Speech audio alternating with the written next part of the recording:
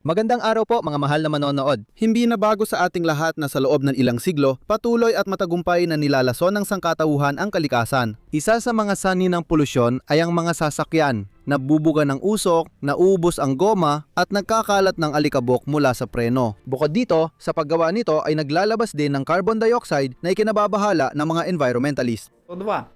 How dare you!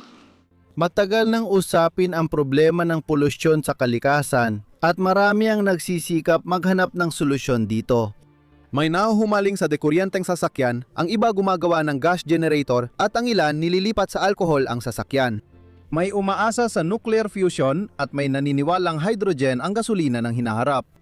Ngayon, pag-uusapan natin ito. Tatalakayin natin ang kasaysayan kung kailan nakuha ng tao ang elementong ito. Sino ang gumawa ng unang makinang pinapagana ng hydrogen at iba pa. Tatalakayin natin ang mga kalamangan at kahinaan ng ganitong gasolina mula produksyon at paggamit. Susubukan nating alamin kung talagang hydrogen ang maliwanag na kinabukasan na sinasabi ninyo. Kayo ay nasa channel na Crossmota, magandang panonood.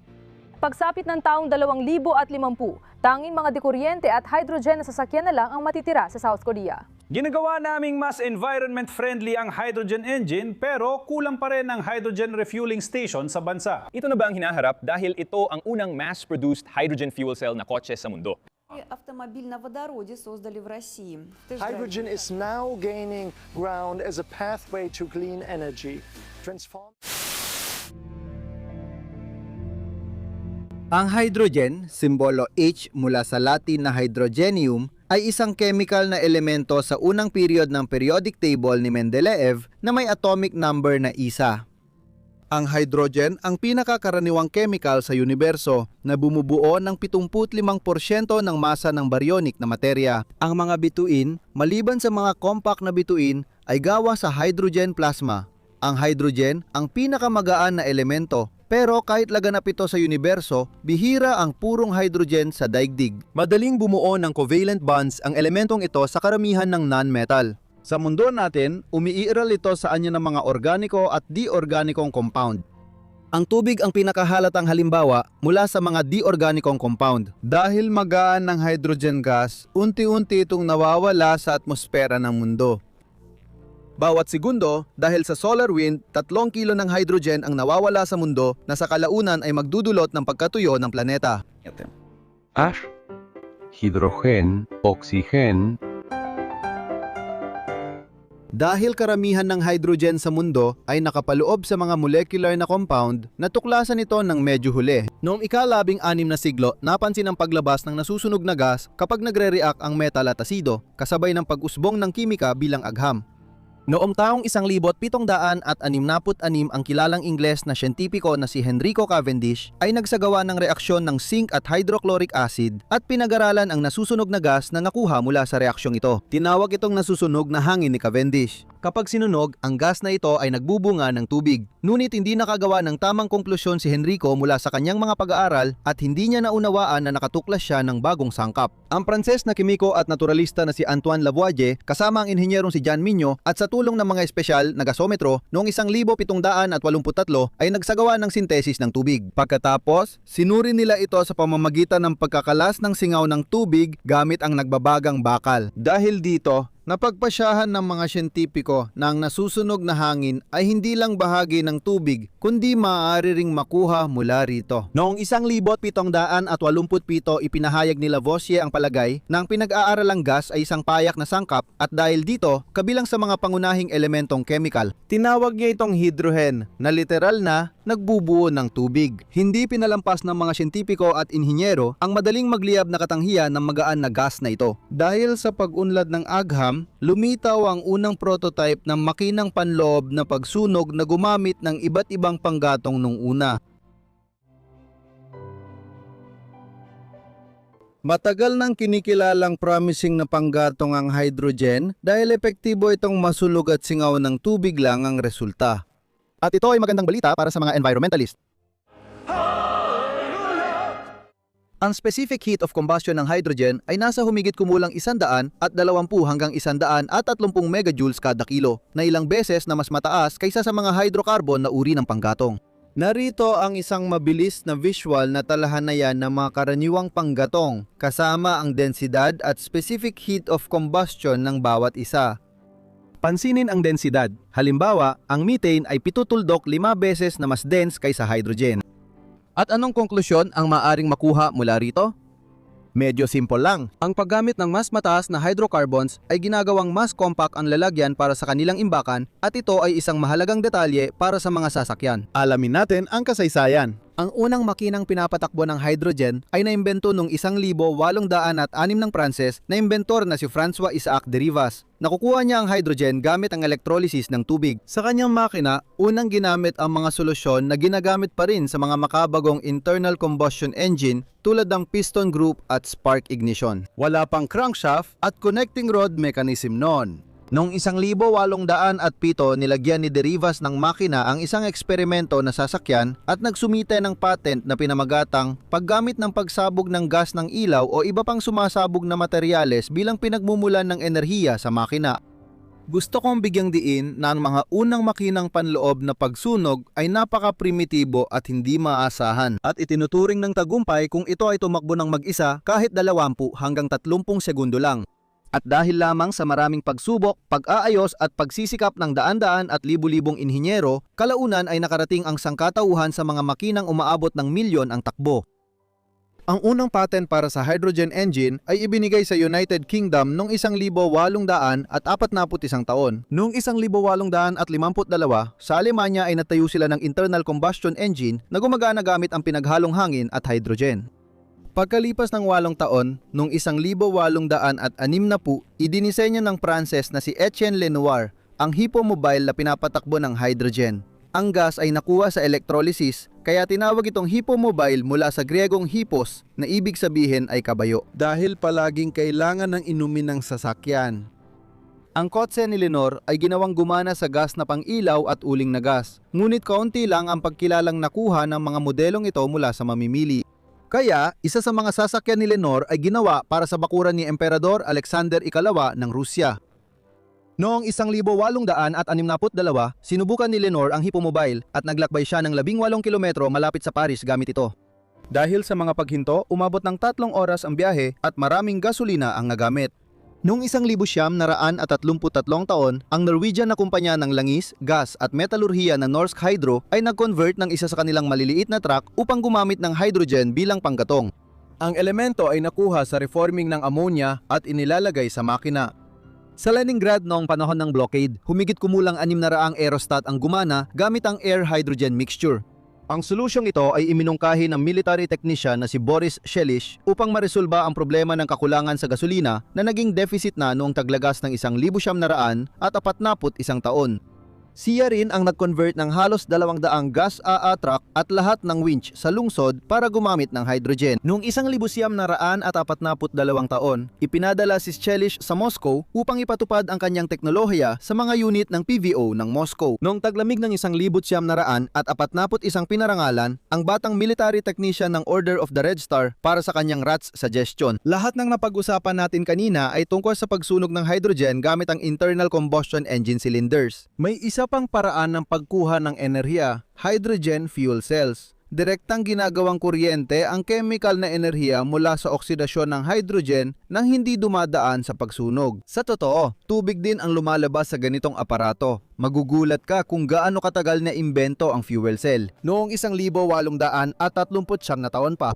Noong panahong yon, nilikha ng inventor na taga-Wales na si Sir William Robert Grove ang Grove Cell. Si William ay nag-eksperimento gamit ang iba't ibang baterya at nadiskubre ang diferensya ng potensyal sa platinum plates na inilubog sa halo ng hydrogen at oxygen. Noong dekada 1900 at 20 lang nagbunga ang mga pag-aaral sa fuel cell na nagdulot ng solid oxide fuel, mas mataas na kahusayan at output na akmang gamitin sa practical na paraan.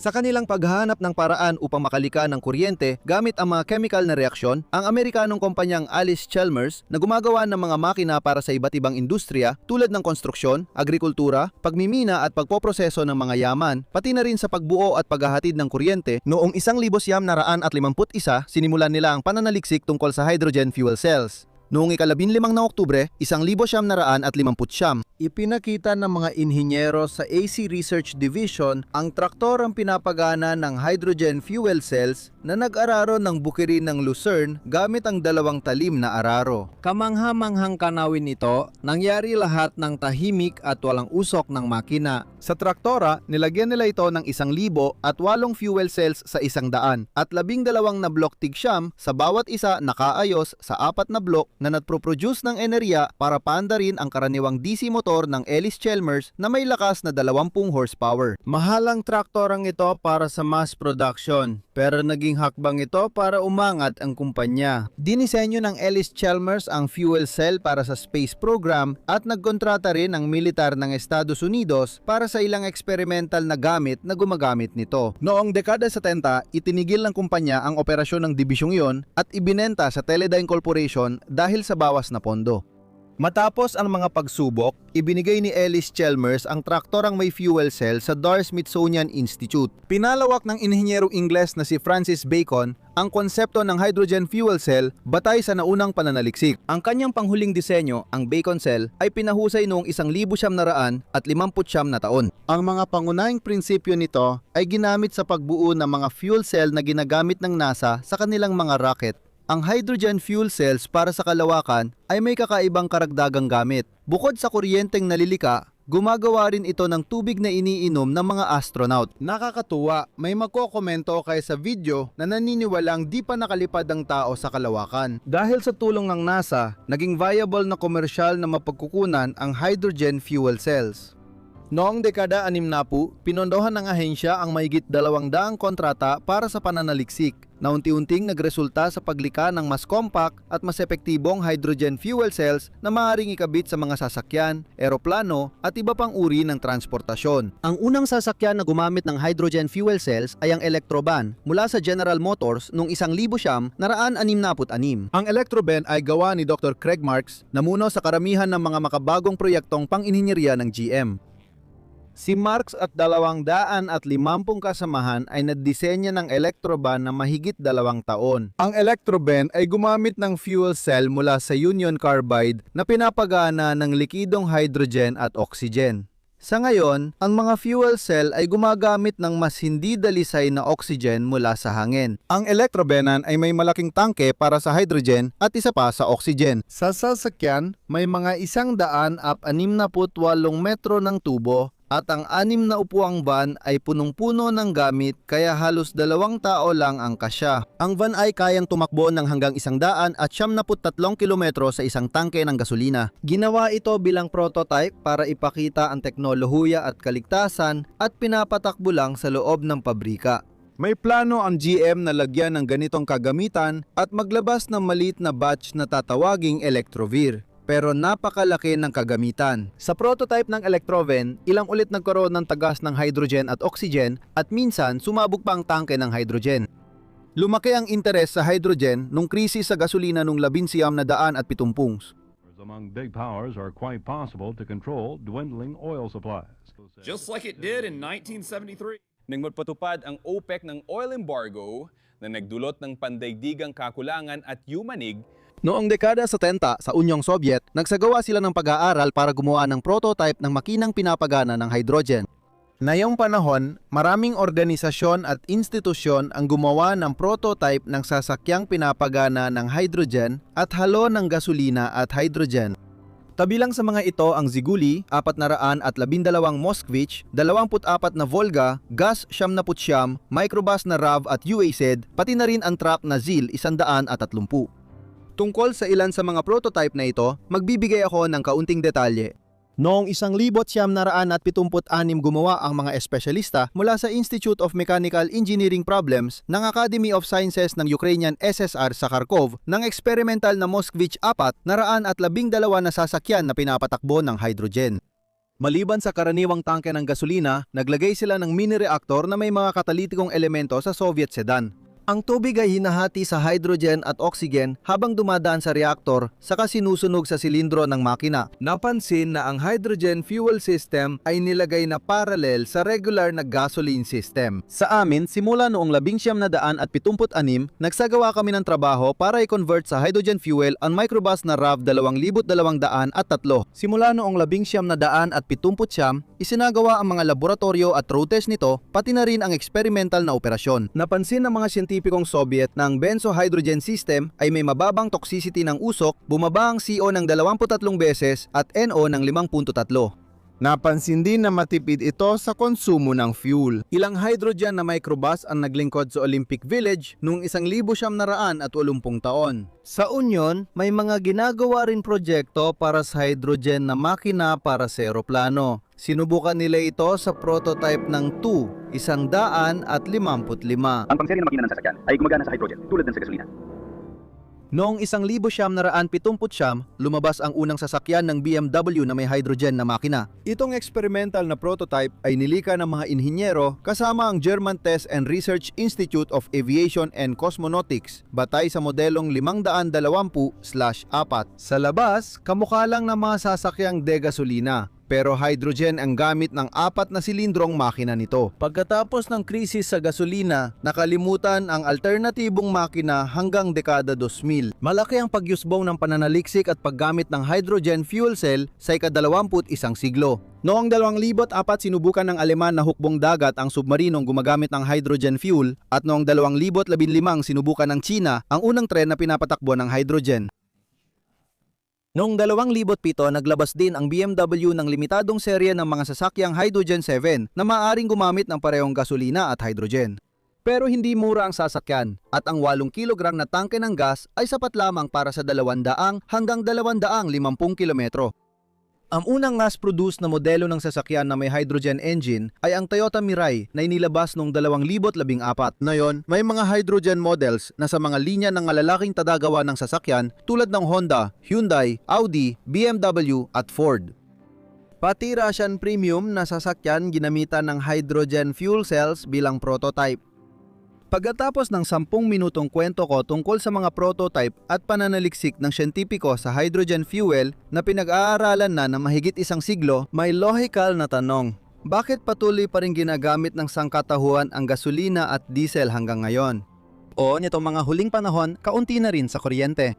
Bakit hanggang ngayon ay hindi pa rin ginagamit ang sagradong hydrogen bilang fuel kahit matagal na itong pinag-aaralan at pinagsusumikapan? Tara, tuklasin natin ang issue sa hydrogen. Paano tinitingnan ng karaniwang tao ang hydrogen fuel kung naririnig lang nila ito sa TV, internet o reels at hindi masyadong pinag-aaralan? Hydrogen ang gasolina ng hinaharap. Eco-friendly ito at hindi nauubos na yaman. Walang polar bear, pink flamingo o unicorn na mamamatay dahil sa ganitong sasakyan. Kung nauuhaw ka, pwede kang sumipsip sa tambutso ng sasakyan na ito dahil malinis na tubig ang lumalabas. Iyan ang konteksto. Tara, silipin natin sa likod ng eksena at himayin ito isa-isa. Ang pangunahing problema sa hydrogen ay hindi mo ito madaling makuha mula sa lupa, dagat o hangin, hindi tulad ng natural gas o langis na pwedeng i-drill at ipump agad. Ang hydrogen sa mundo ay kadalasang kasama ng ibang sangkap, kaya kailangan ng enerhiya para paghiwalayin at makuha ang purong H2. Ilang paraan para makuha ang hydrogen. Electrolysis, kung saan nilalagyan ng boltahe ang mga electrode para hatiin ang tubig sa hydrogen at oxygen. Posible rin ang ganitong paraan gamit ang mga solusyon ng asin sa tubig.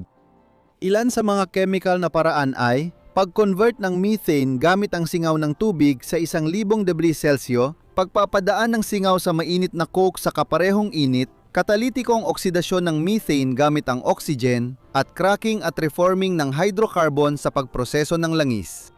Sa laboratorio, nakakakuha ng hydrogen sa maliit na dami mula sa reaksyon ng metal sa asido o alkali sa zinc at aluminium. Noong taong 2011, 75 milyong tonelada ng hydrogen ang ginagawa at syempre kinukonsumo sa buong mundo. Karamihan dito ay ginagamit sa pagproseso ng langis at sa paggawa ng amonya. 3/4 nito ay mula sa natural na gas, halos lahat ng natitira sa uling, at 4% lang ang galing electrolysis. Paano nangyari yon? Maraming video ng mga gumagawa sa bahay na gamit ang electrolysis para paghiwalain ang tubig sa hydrogen at oxygen. Bilang libangan at paggawa ng kaunting hydrogen, pwede na. Tingnan din natin ang bahagi ng enerhiya sa proseso. Sa simula ng video, naalala niyo na ang pagsunog ng 1 kilo ng hydrogen ay naglalabas ng 120 hanggang 130 megajoules ng enerhiya. Ngayon, subukan nating kalkulahin kung gaano karaming kuryente ang kailangan nating gamitin para makagawa ng 1 kilo ng hydrogen gamit ang electrolysis ng tubig. Lalabas na mga 50 hanggang 55 kilowatt oras ito. Kapag isinalin natin ito sa megajoules, aabot ito ng 180 hanggang 178. Sa enerhiya, hindi kapakipakinabang ang prosesong ito.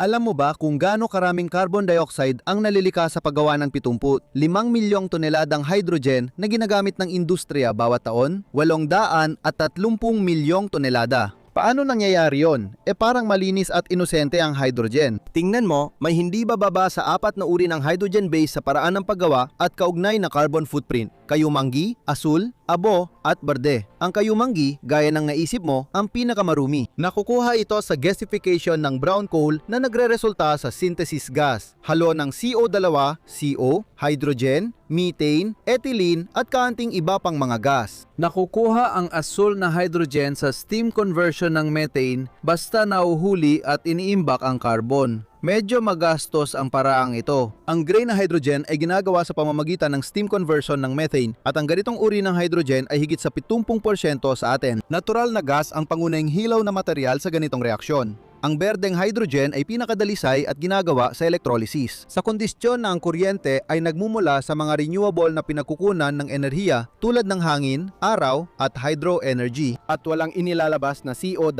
Ngunit hindi isinasaalang-alang ang polusyon mula sa paggawa at pag-install ng mga ganitong kagamitan. Ang iba't ibang paraan ng paggawa ay nagbudulot ng magkakaibang halaga ng produkto. Sa pinakakaraniwang paraan, ito ay gray na hydrogen. Ang halaga ng 1 kilo ng H2 ay mula 1.5 hanggang $3 ng US.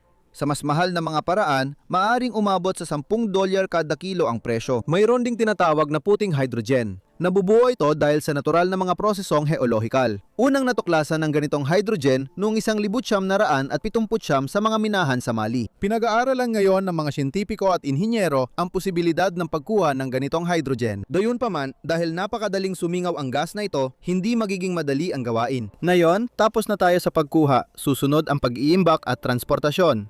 Naalala nyo siguro na magaan ang hydrogen. Kaya nga, sa likidong anyo nito, kapag ang temperatura ay mas mababa sa -200 at 53 degrees Celsius, ang densidad nito ay 71 kilo bawat kubikong metro ng volume. Kung ikukumpara, ang daming tubig na iyon ay may bigat na 1,000 kilo. May hindi maiwasang malaking pagkalugi sa pag-iimbak ng likidong hydrogen dahil sa pagsingaw. Kalahating porsyento bawat araw mula sa tangke na hanggang 50 kubikong metro. Mas kaunti ang nawawalang hydrogen sa mas malalaking tangke. Gayun din, ang pag-iimbak ng likidong hydrogen ay kailangan ng mahigpit na kontrol sa temperatura ng tangke at mataas na konsumo ng enerhiya. Sa mga aktual na pasilidad ng paggawa ng likidong hydrogen, ang konsumo ng enerhiya ay umaabot mula 30 hanggang 50% ng kakayahan nitong magbigay ng init. Dahil dito, mahal ang pamamaraang ito. Kung gaseous ang hydrogen, kailangan nitong i-compress sa mas mataas na presyon kaysa metano. At muli, dahil ito sa mababang densidad.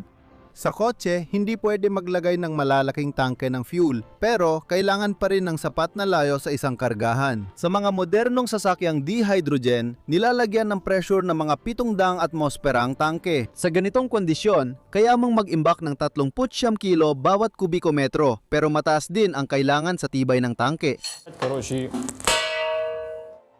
May isa pang paraan ng pag-iimbak ng hydrogen, metal hydride. Na yon, mabilis lang, ipapaliwanag ko sa simpleng paraan kung paano ito gumagana. Ang molekula ng H2 ay may sukat na 1.2 beses 10 sa -10 antas ng metro. Ang sukat ng atom ng hydrogen, ibig sabihin isang proton na may isang elektron na paikot-ikot doon, ay 0.529,000 sa 10 sa -10 metro. At ang mismong proton ay 2.5 sa 10 sa -13 metro. Ibig sabihin, ang isang proton, ang nucleus ng atom ay 211 na beses na mas maliit kaysa sa mismong atom. Ang hydrogen ay may kakaibang katangian. Kapag nakisalamuha ito sa ilang metal at haluang metal, nawawala ang mga elektron at natitirang purong proton na pumapasok sa kristal na estruktura. At maaari kang maglagay ng napakarami doon. Nababaliktad ang reaksyong ito kaya pwedeng mag-load at mag-unload ng metal hydride na imbakan. Sa ganitong paraan, pwedeng umabot sa 150 kilo bawat kubikong metro ang densidad ng pag-iimpake. Ngunit ang konsumo ng enerhiya ay umaabot sa 30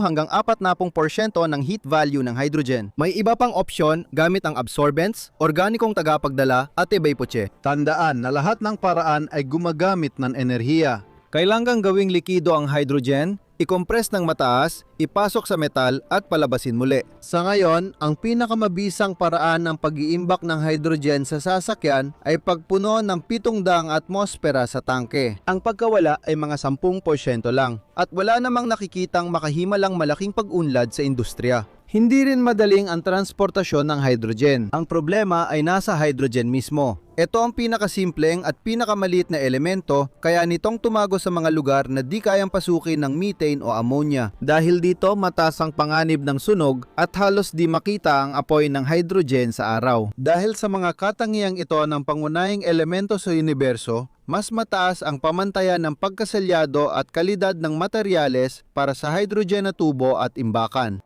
Kaya sa kasalukuyang kalagayan, karamihan ng hydrogen ay ginagawa mismo sa lugar kung saan ito gagamitin. Ibig sabihin, malapit sa mga planta ng petrochemical at paggawa ng ammonia. Ang pinakamahabang tubo ngayon ay nasa Alemanya at Belgium, may habang 400 kilometro.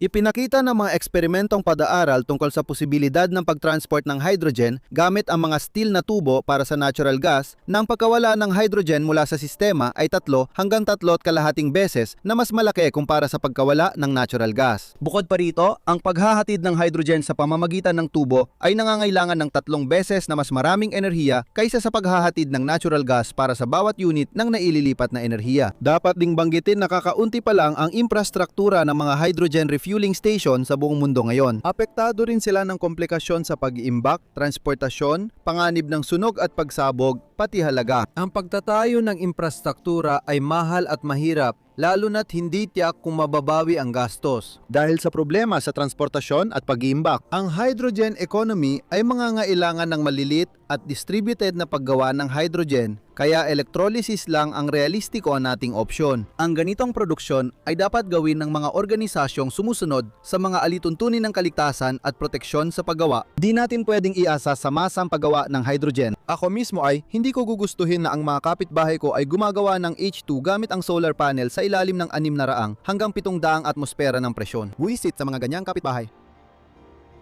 Sa huli, suriin natin ang epesyensya ng mga sasakyang dihydrogen. Sa kwento, may 2 paraan para makuha ang enerhiya mula sa hydrogen at gawing paggalaw. Sa unang kaso, may klasikong sasakyan na internal combustion engine kung saan nasusunog ang hangin at hydrogen sa silindro. Pero may mga problema. Kung walang babaguhin sa internal combustion engine, bababa ang lakas ng 20 hanggang 35%. Kung babaguhin ang sistema ng pag-aapoy, maaari pang makamit ang mas mataas na lakas ng mga 10 hanggang 15%. Sa ganitong kaso, tumataas ang temperatura sa combustion chamber at panganib na masunog ang mga balbula. Naalala mo naman siguro na ang hydrogen ay napakaliit. Dahil sa mataas na temperatura at presyon sa combustion chamber, kayang tumagos ng hydrogen sa metal ng makina na nagpapahina sa tibay at katangian nito. Sa madaling salita, ang makina na gumagamit ng hydrogen ay mas mabilis, masira ng ilang ulit at hindi mo na maaasahan ang mga makina na umaabot ng milyon ang kilometre. Kaya hindi talaga angkop ang makina para sa paggamit ng hydrogen. Hindi rin ako magpapaloko sa presentasyon ng bagong hydrogen engine ng Toyota. At sa huli, sa kasalukuyang sitwasyon kung saan 75%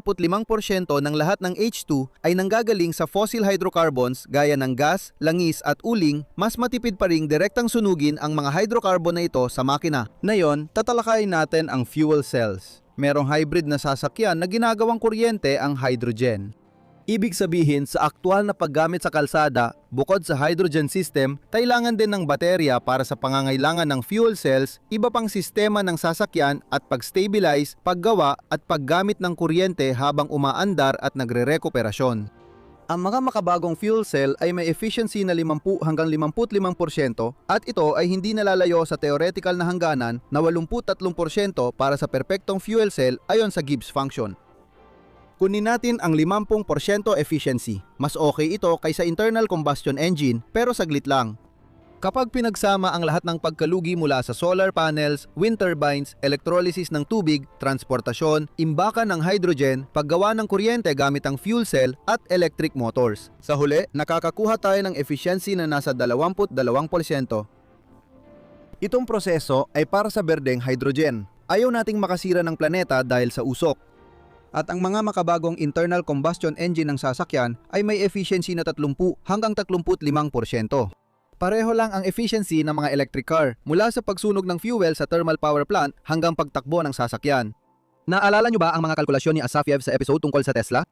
At ang efficiency na ito ay kinuha based sa kondisyon ng pag-iimbak ng hydrogen sa gas form sa tangke. Pero kung bibilangin gamit ang metal, hydrides o liquefied hydrogen, bumababa ang efficiency hanggang 13 hanggang 14%. Ang tanging bentahe ng hydrogen na sasakyan ay mas mabilis itang mapuno kumpara sa mga sasakyang gumagamit ng electric batteries. Pero sulit ba ito kung sobrang baba naman ng efficiency? At saka, kasing mahal ng pakpak ng Boeing ang mga sasakyang may fuel cells dahil gumagamit ito ng platinum at palladium na mamahaling sa merkado. Tandaan na sensitibo ang fuel cells sa kalinisan ng hydrogen. Halimbawa, ang CO na nasa brown, gray at blue na hydrogen ay napapababa ng bisa ng mga cell. Tinatawag itong catalytic poison para sa kanila. Matagal nang may video kung saan tinawag ni Elon Musk na kalokohan ng hydrogen na sasakyan na may fuel cells. Pinagkatalunan ng bisa ng hydrogen fuel cells dahil para sa akin, kalokohan ito. Oo, sa isang banda, madaldal talaga si Musk. Minsan, ilang salita niya ay nakakaapekto sa presyo ng stocks, lalo na't kailangan niyang ipromote ang Tesla electric cars. Pero hindi naman tanga si Elon. Marunong siyang magkwenta ng compound interest at alam niyang hindi pwedeng lumampas sa isa ang efficiency. Matapos kong maunawaan ang mga numerong nabanggit sa nakaraang kabanata, malinaw na hindi naman ganoon katanga ang sinasabi ng lalaking gustong lumipad papuntang Mars. Yung mga tao na nabighani sa ideya ng maliwanag na kinabukasan gamit ang hydrogen, siguradong nagagalit na ngayon, nagtatype ng mga galit na komento at baka pati dinuduraan na ang monitor nila. Mahal ko rin kayo, mga tol. Binigyan ako ng pera ng mga tagalangis. Kahapon nagdala ng maleta ang taga Gazprom at kamakailan dumaan ang taga Shell para magsaa. Sa kasamaang palad, hindi ganun ang gusto ko sana. Pwede mong sabihin ng paulit-ulit na maglalagay sila ng maraming wind turbines at solar panels at magiging green na lahat ng enerhiya at magiging maayos ang lahat. Doon magkakaroon ng green hydrogen. Mas magiging mura ang mga hydrogen na sasakyan, dadami ang produksyon at susunod ang pagdevelop ng infrastruktura para sa refueling. Kailangan ng malaking gastos para dito. Kaya kahit walang krisis, digmaan o sakuna, aabutin ng hindi bababa sa 50 taon bago mangyari ang pagbabagong ito. Maaaring makatulong ang puting hydrogen sa hinaharap ng hydrogen ayon sa teorya. Sa Kansas, balak daw nilang mag-drill ng trial na balon sa taong 2025. Kung magiging posible ang kumikitang pagkuha, panahon lang ang makakaalam. Sa tingin ko, napakahirap ito. Makikita mo, ang demonyo ay nasa detalye at hindi naman siya masyadong nagtatago kung susuriin mong mabuti. Sa totoo, may teknolohiya na tayong umabot sa physical at chemical na limitasyon. Teknolohiyang ginagamit ng politiko at populista para sumikat at tumaas ang ratings bago eleksyon. Sa pangalan ng pagpapaunlad, ginagasta ng mga tito sa Amerikana at kurbata ang pondo ng gobyerno. Ang ekolohiya, magandang pantabing lang yan. Ganoon lang. Maaring dumating ang maliwanag na kinabukasan ng enerhiya balang araw, pero hindi ito mangyayari agad o sa loob ng 10 taon. Marami ang naniniwalang ang mga kumpanya ng langis ang hadlang sa pag-unlad ng alternatibong teknolohiya. May kontra-argumento ako sa inyo. Ang malalaking tao sa industriya ng enerhiya ay may lahat ng kakayahan para kunin ang mga alternatibong imbensyon, mga patente at mga siyentipiko sa ilalim ng kanilang proteksyon para sa huli ay pagkakitaan naman ang ibang negosyo. Iyon lang. Kung hindi mo mapigilan, unahan mo na lang. Sino nagsabi nito? Si Machiavelli o Suvorov? Di ko na matandaan. Sa mundo, lahat ay batay sa lohika at ekonomikong benepisyo. Hindi ko alam sa iba, pero ako, ilalabas ko ang Yamaha ko, pupunuin ng 95 ang tangke at pupunta kay Kaifon. Dito nagtatapos ang aking kwento. Alam nyo na ang gagawin habang pagkatapos manood. Nasa kanan ng subscribe button, pwede kang mag-like, dislike at mag-iwan ng komento sa ibaba. Pwede mo rin itong ipadala sa kakilala mo para pampasaya o para malaman din nila ito. Kasama niyo si Krasmota Channel hanggang sa muli.